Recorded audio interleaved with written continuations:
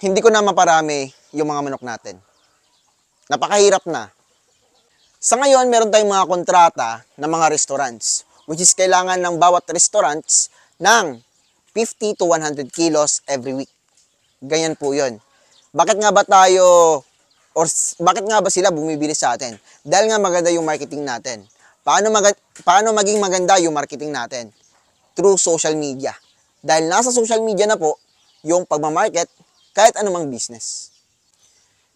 Yung palagi nilang binibili or yung gusto talaga ng mga restaurants, karinderya ay native and upgraded native chickens. So bakit pa tayo nag-aalaga ng mga heritage chickens?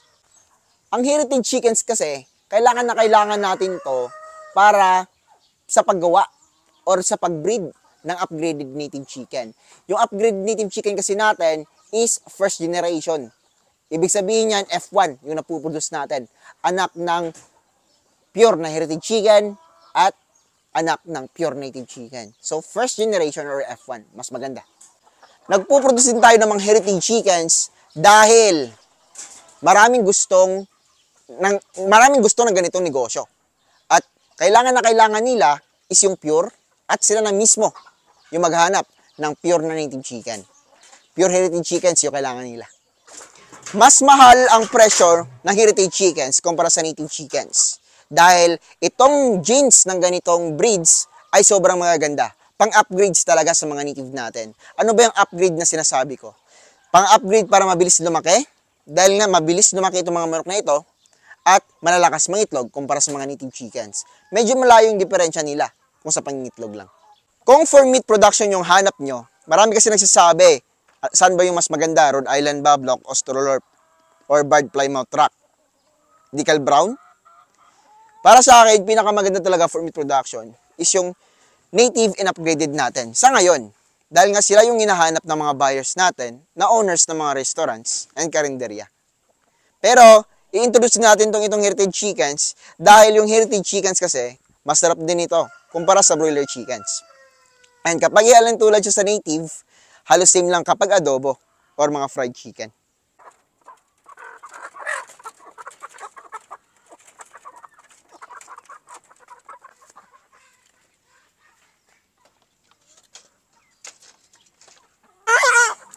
Ganito naman ang sample ng isang upgraded native chicken. So, ito'y anak ng Black Australorp at pure na native chicken. No? So, napapansin nyo, malaki and matangkad siya. Yun din yung napapansin ko basta upgraded native chicken. Yung lasa naman nito, halos katulad lang ng native chickens. At hindi talaga malalaman, no? Halimbawa, bago ka pa lang, na isa itong upgraded. Yan. So, dito naman tayo sa mga customers natin, loyal tayo dito, at gusto natin hindi tayo masira sa mga partners natin restaurants. So, bibigyan natin sila ng kung anong gusto nila. Kung gusto nila ng native chickens, or kung gusto nila ng upgraded native chickens. Basta para sa akin, halos kasing lasa lang, or parang mas masarap nga itong upgraded native chicken. Yun lang yung napapansin ko dahil yung heritage chicken, no, is medyo malambot yung laman niya. So, na-adapt ito ng upgraded. Yung mga native chickens naman na pure, medyo makunat or lumalaban kapag kinakagat natin yung mga native chickens na pure. So, para sa akin, sarap at lambot, upgraded native chicken yung panalo. Ito din yung sample. Ibang sample ng ating mga upgraded native chickens. So, nabili ko rin din to dahil gusto ko ng ibang bloodline para sa gagawin nating upgraded native chicken production. Yan, ganda yan, no?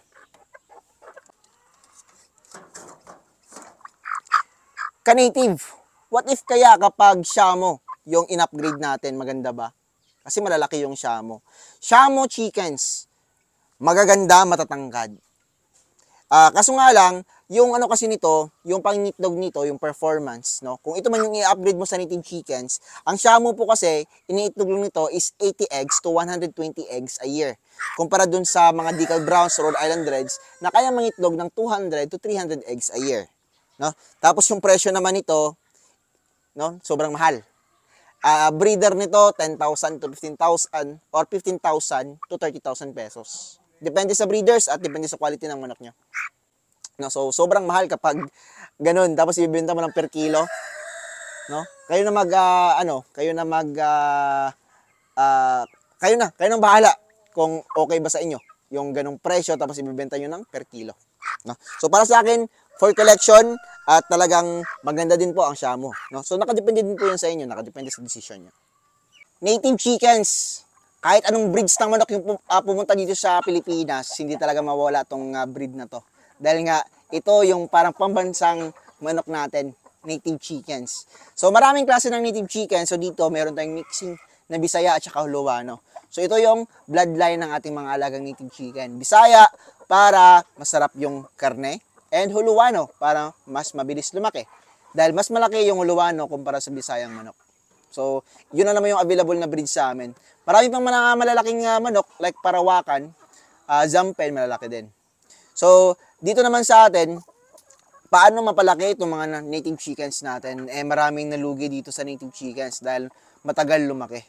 Yes, matagal lumaki yung native chickens. So, dito kasi sa amin, kapag nagpapatining kami, nilalagyan namin ng ilaw at nilalagyan namin sa brooder, hindi dito sa free range. Kasi kapag naka-free range yung manok natin, yung kinakain nila is napupunta sa muscles nila. So, kapag naka-ano kasi, parang broiler type, syempre mas mabilis lumaki, pang broiler din po yung pinapakain namin, pero hinaluan namin ng organic, ng mga patuka. Yan. At, syempre, mabilis silang lumaki dahil nga, parang artificial, 24 hours pwede silang kumain dahil may mga ilaw doon sa brooding pen. So, mas mapabilis yung paglaki nito. And ito, na-testing ko na dati, tested na to, may mga vlogs tayo about dyan. 2 months old, tumitimbang na ng 1 kilo to 1.2 kilos yung mga roosters. Pero yung mga hens, hindi natin ibebenta to. Dahil itong mga hens kasi natin, yun yung ibebenta natin kung merong gustong bumili ng RTLs or mga nangingitlog or dumalaga na. No? Per head na po yung presyo niyan. Mga lalaki lang yung ibebenta natin for meat kasi nga hindi naman magrereklamo yung mga restaurants o kalenderya kung for meat production o kung for meat lang naman yung purpose nila sa pagbili. So, lalaki, okay na yun. Hindi ko mapaparami yung manok ko dahil nga sobrang dami din po dito ng bumibili sa atin. So, dito sa akin, nagsiselect lang ako sa mga gusto kong manok and pinapalaki ko at nagiging breeders.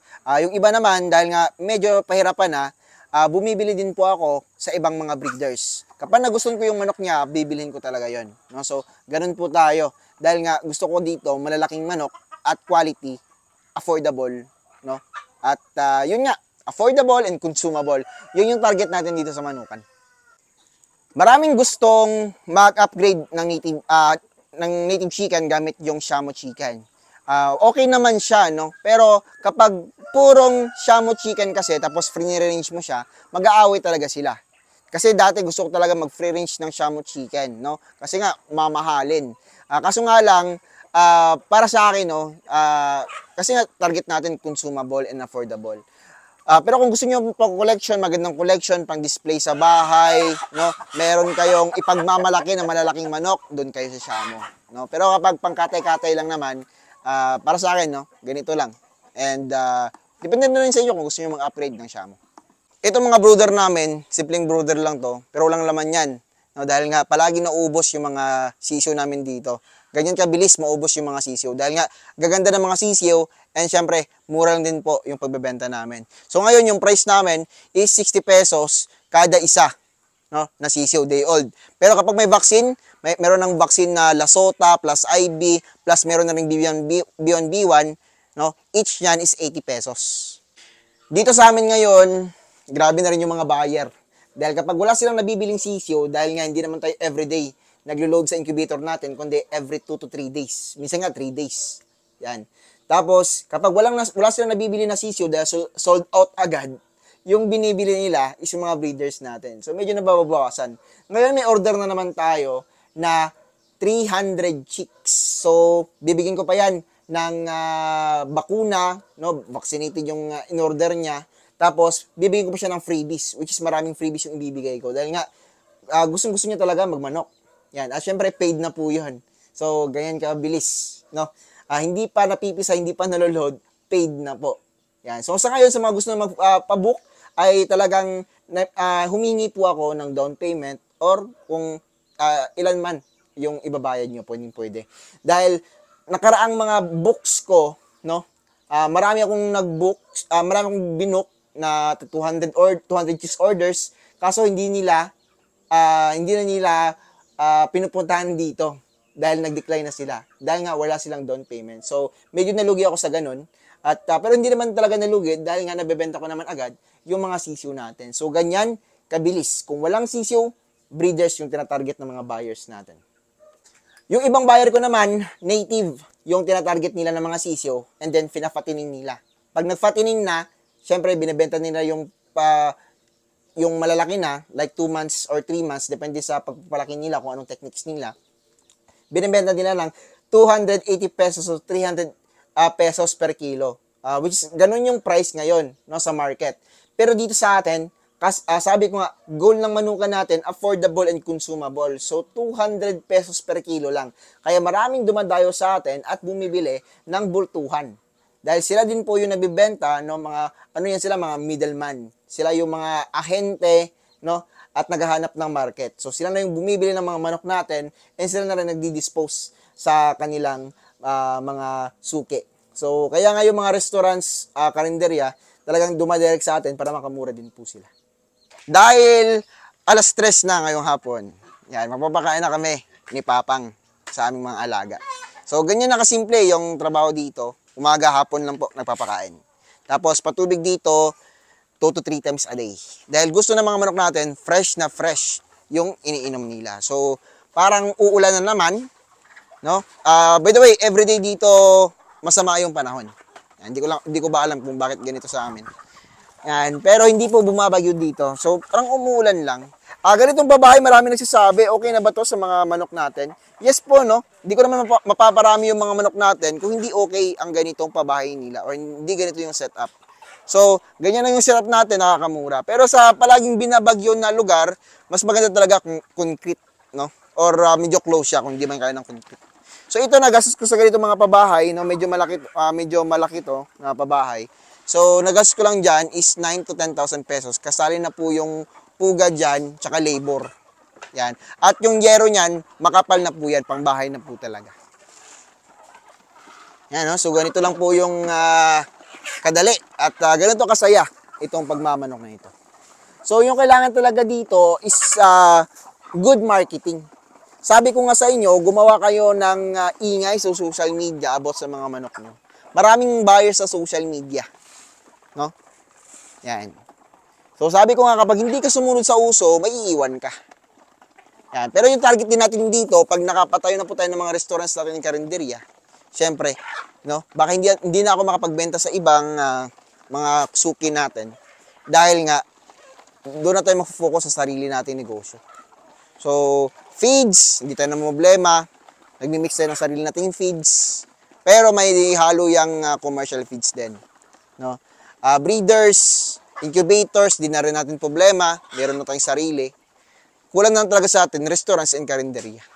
No? So, ako na mismo yung magpapa-out at magpapatikim sa mga ka-native. At siyempre, sa mga gusto ng manok. No? So, ganyan yung purpose natin dito. Breeding, hatching, at disposal. Tayo na mismo. Yan. At syempre, yung mag-ano din ako, bibili ako ng mga freezers. Dahil nga 2 months lang yung deadline ng mga manok natin na for fattening at ikakatay na sila. Yan. After that, syempre din natin magpapakain sa ganong batch kasi nakatay na at na-freezer na. Yan. So, frozen products. Yan. Try na din natin mag-dispose sa palengke. No? At mahal yung presyo ng ngayon, ng broiler chicken. So, kaya kong kaya nating talunin. Pero yung kailangan natin talaga is maparami yung mga manok natin. Yan. So, yung brewer natin, doon natin papatayo. Medyo malaki pa yung area ni Papang doon. No? At sana makabili tayo ng malaking lupa din para sa malaking manukan na target natin. So, sa ngayon, ganito lang muna dahil hindi ko maparami yung mga manok natin. Dahil sobrang dami din po nang bumibili dito. No?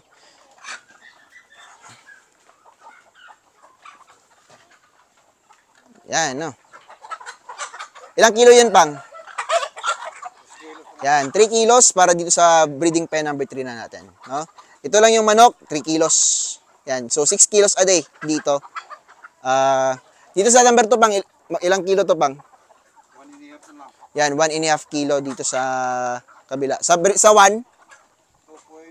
yan, 2.4 kilos. Yan. At 2 in 1/4 kilos dito sa ating breeding pen number 1 sa mga native chickens. No? So, hindi gaanong magastos, malaki yung kinikita. Yan. So, sa mga nagreklamo naman sa medyo malaki yung income natin, no? Siyempre, legit po yung manukan natin, may business permit po to, may sanitary permits, no? At may mga clearance din po ito sa barangay, no? Itong ating manukan. So, kumpleto po to. So, bakit mo ba, ano ba to, binigyan ko ng, bakit ba pinagawan ko ng business permit itong manukan natin? Hindi naman tayo nakaabot ng mahigit 1,000 heads. No? Dati naka 1,000 heads tayo, pero ngayon konti na lang. Last month naka 1,000 heads tayo. So, itong mga manok natin, konti na lang talaga, no? Mabibilang na naman. Kita nyo naman, mabibilang na lang talaga. Pati itong nasa nursery natin. Yan. So, may business permit to, no? Para kapag meron tayong mga kompetensya na gustong magreklamo, may mga papeles itong manukan natin. Yan. So, talagang pinagawan ko ito ng ating business permit. Yan. So, may project pala ako sa United Nations, tinanggihan ko dahil nga hindi ko na maparami talaga yung manok ko. Yan. So, depende kapag nag-usap pala kami ulit, tsaka depende sa usapan namin. Pero sa ngayon talaga, kulang na kulang yung manok namin para masuplayan yung mga suki namin. Pero, hindi namin maayawan yung mga bumibili dito. So, punta lang kayo dito, no? Usap tayo. Yan, para mag-deal. Sa mga gusto naman magbenta ng mga manok, yan, punta din po kayo dito, no?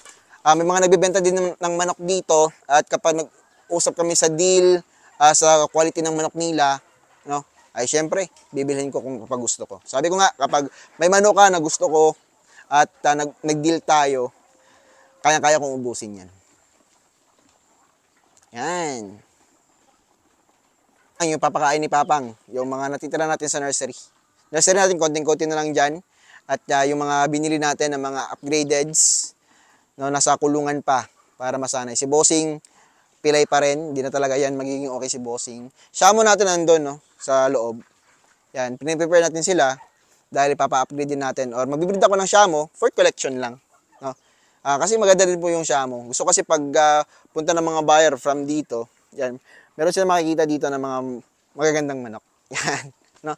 Ano na yan, pang pagising ng umaga, may makikita ka. Parang para Fernalias sa manukan. No, ganyan lang kasimple. And tapos na si Papang pagkatapos ganyan kasi wala namang sisiw. And maglo-load na lang si Papa ng mga itlog mamaya. Yan. Tapos bukas siguro harvest na ng mga sisiw. And post na lang ako para makita nyo yung mga sisiw na bagong harvest. At syempre,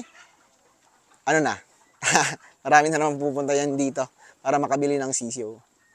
Affordable and consumable. No? Pulumulok native chicken.